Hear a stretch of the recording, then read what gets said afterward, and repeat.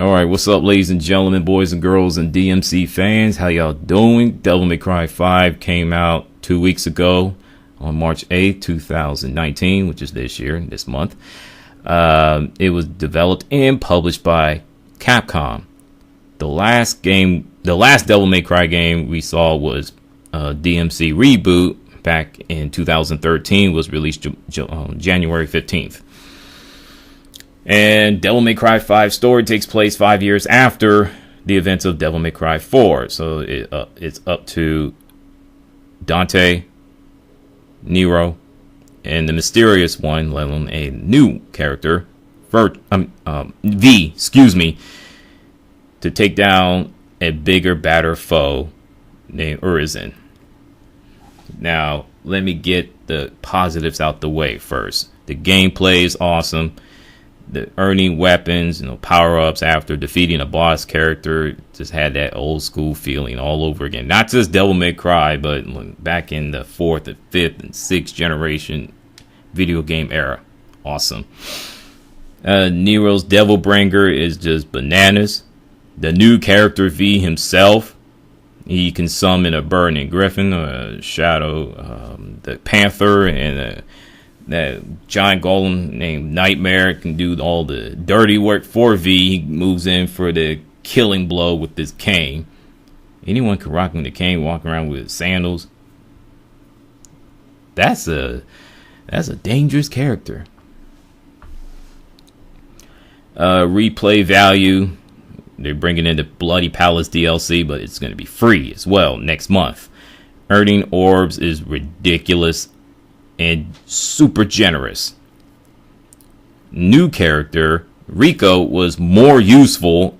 Soundtrack was pretty good, not great.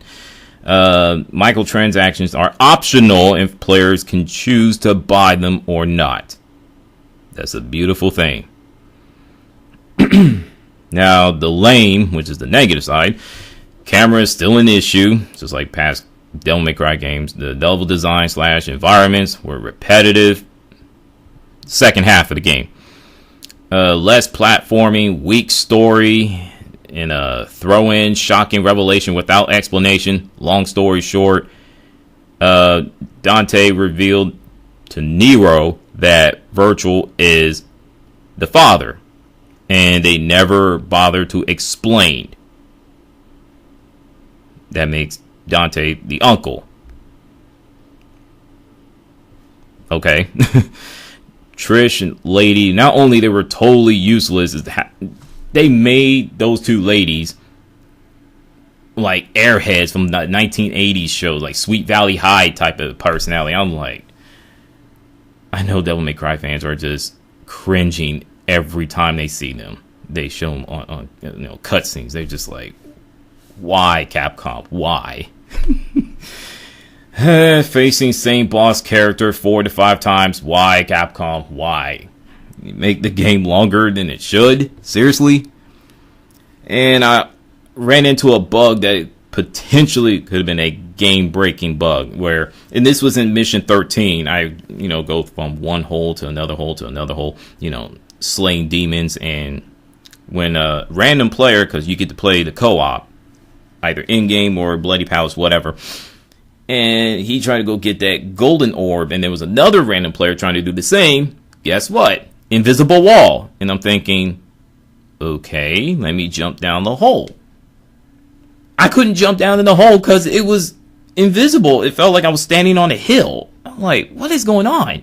And two other players looked at each other and looked at me like, what is going on? We were jumping up and down like Super Mario Brothers style. We replayed the game.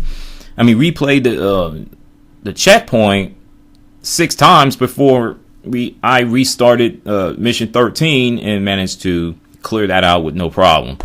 They dodged a bullet, which is Capcom. This game definitely dodged a bullet, kind of like unlike Agents of Mayhem.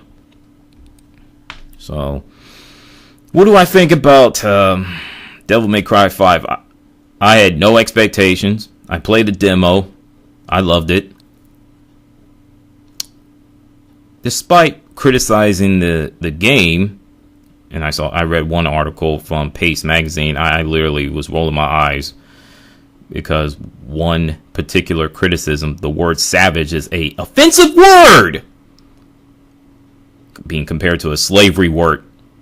Don't get me started. Please do not get me started.